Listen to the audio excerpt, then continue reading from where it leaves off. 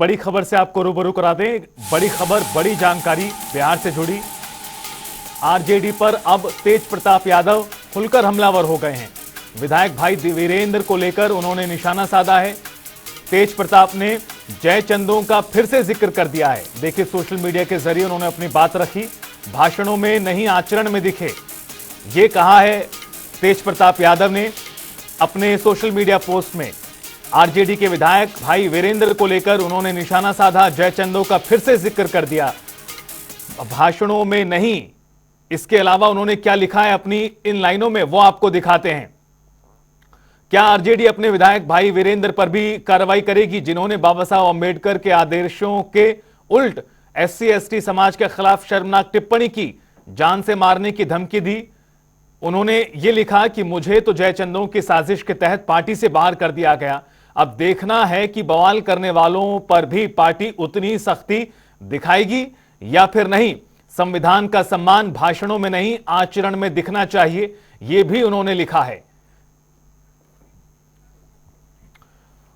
और इस मुद्दे पर और ज्यादा चर्चा के लिए, बातचीत के लिए हम सीधा रुख करेंगे। हमारे संवाददाता मणिभूषण हमारे साथ जुड़े हुए हैं पटना से। मणिभूषण, अब काफी आगे निकल चुका है तेज प्रताप और आरजेडी के बीच का जो गैप था। अब तेज प्रताप खुलकर अपनी बात रख रहे हैं और जयचंदों का ना सिर्फ जिक्र कर रहे हैं बल्कि सीधा निशाना साध रहे हैं और कह रहे हैं कि अब कार्रवाई करके दिखाइए उन विधायकों पर, उन नेताओं पर जो सीधा पार्टी के खिलाफ जाकर काम कर रहे हैं। एससी एसटी एक्ट में एफआईआर दर्ज हो चुकी है।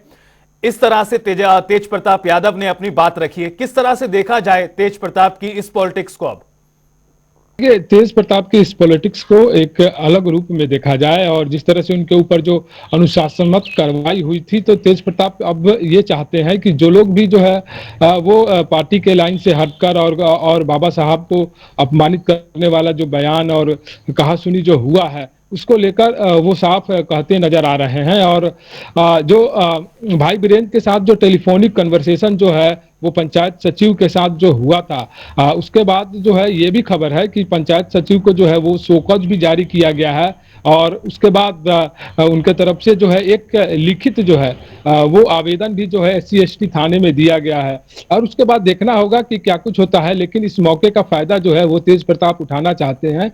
और तेज प्रताप सीधे सीधे यही बात कह रहे हैं कि हमारे ऊपर तो अनुशासनात्मक कार्रवाई हो गई, लेकिन और लोग, जिन लोग इस तरह की बात कर रहे हैं, तो उनके ऊपर कब कार्रवाई होगी। और साथ साथ जो है कई सारी बातों का जो जिक्र जो है उनके तरफ से किया जा रहा है, तो देखना होगा कि तेज प्रताप की बातों को जो है उनकी पार्टी जिससे वो निष्कासित हो चुके हैं, वो क्या कुछ भाई वीरेंद्र को लेकर करती है। तो तेज प्रताप नहीं चाहते हैं कि कोई भी मुद्दा जो है वो छूटे। और इससे पहले भी देखा जाए कई मसलों पर जो है भाई वीरेंद्र और तेज प्रताप के बीच जो है वो तल्खियां दिखी है और कभी कभी तो चुनाव में भी जो है कई बार तल्खियां देखने को मिली थी। तो तेज प्रताप चाहते हैं कि अगर कार्रवाई हो तो सभी पे जो है सामान्य कार्रवाई हो और किसी को जो है देखा और बचाया नहीं जाए।